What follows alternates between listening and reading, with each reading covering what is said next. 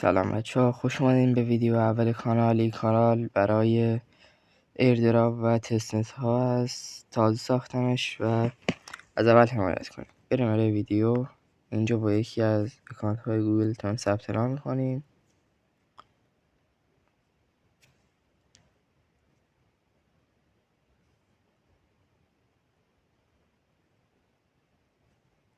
اینجا روی ادامه دادن میزنیم.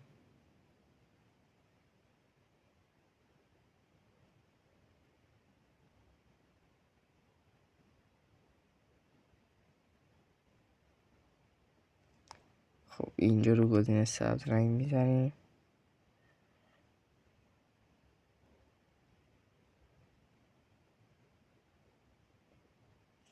خب اینجا که بالا که اسمتون نوشته و این پایینم زیاد چیز خاصی نیست. یه طوری هم تو بزنیم بره. اینجا اسکیپ یا خاصی نه، یه عکسی برای خودتون بزنید. اینجا این اولیه میزنیم، هر شماره دلتون خواست بزنیم ولی مثلا زیاد کم نباشه چون ایراد میگیره. اینجا هم ایران بزنیم.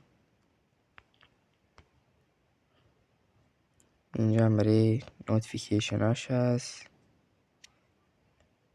اینجا هر 24 ساعت رو این گزینه ضربه بزنید تا براتون مایل بکنه.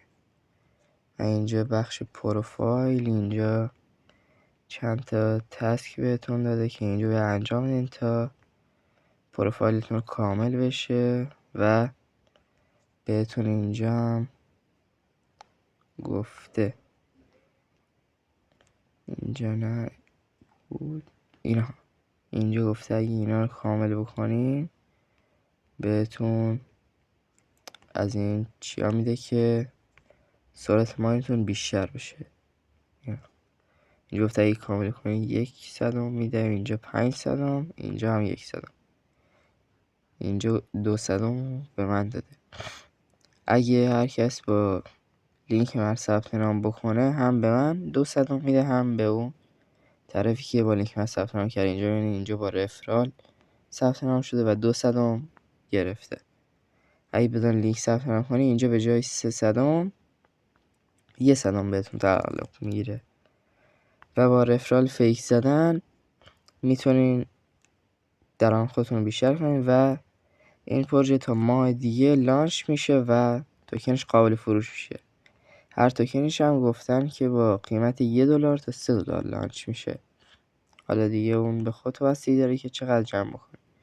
اینجا هم بخش نوتیفیکیشن هاش هست. هر کاری مثلا بکنین، هر تسکی انجام بدین یا مثلا این رفرال بگیرین، اینجا نشون میده چند تا رفرال اینا گرفتین. اینجا هم بخش زیاد مهمی نیست، هیچ کاری ازش نمیتونیم بکنیم.